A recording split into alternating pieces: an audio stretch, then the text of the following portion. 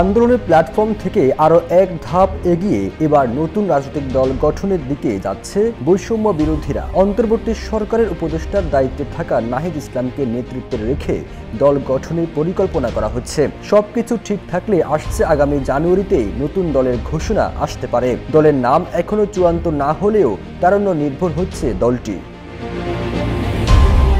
এর আগে বৈষম্য বিরোধী ছাত্র আন্দোলনের সমন্বয়করা বিভিন্ন জেলা সফর করেছেন। ওই সময় নতুন দল গঠনের বিষয়টি আলোচনায় আসে। এর আগে কোটা সংস্কার আন্দোলন পরিচালনার জন্য গঠিত এই প্ল্যাটফর্মকে সাংগঠনিক রূপ দিতে গঠন করা হয় আহ্বায়ক কমিটি।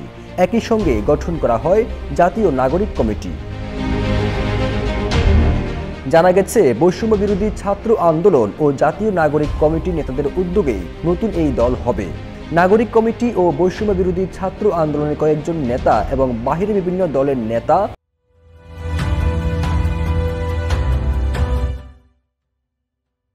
সুশীল সমাজের কয়েকজন প্রতিনিধিকে নিয়ে গঠিত হতে পারে এই দল। এ বিষয়ে সবার সঙ্গে আলাপ আলোচনাও চলছে বলে জানা গেছে। নতুন দল গঠন করলেও বৈষম্য বিরোধী ছাত্র আন্দোলন ও জাতীয় নাগরিক কমিটি থাকবে। প্রেসার গ্রুপ হিসেবে কাজ করবে এই দুটি সংগঠন।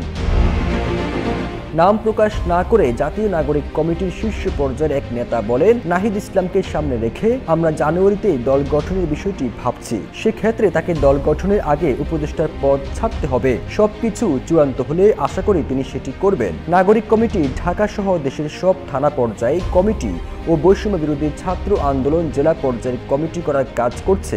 জানুয়ারির মধ্যে সেটি সম্পূর্ণ হয়ে যাবে। অন্যদিকে বৈষম্য বিরোধী ছাত্র আন্দোলনের শীর্ষ পর্যায়ের আরেকজন নেতাও প্রায় একই কথা বলেছেন। তিনি বলেন, আমরা তারুণ্য নির্ভর দল গঠন করতে চাই। দেশের জনগণ তরুণ নেতৃত্বকে বেছে নেবেন। তরুণ নেতৃত্বের মধ্যে নাহিদ ইসলামকে আমাদের যোগ্য মনে হয়েছে। জুলাই আগস্টের অভ্যুত্থানে নেতৃত্ব দানকারীদের উদ্যোগে নতুন দল গঠনের আলোচনা শুরু হয় গত সেপ্টেম্বরে। ৮ সেপ্টেম্বর রাষ্ট্র পুনর্গঠন, ফ্যাসিবাদী ব্যবস্থার বিলোপ ও নতুন বাংলাদেশের রাজনৈতিক বন্দোবস্ত সফল করার জন্য জাতীয় নাগরিক কমিটি ৫৬ সদস্যের একটি কমিটি আত্মপ্রকাশ করে। ফিরোজ আলম, যাই দিন।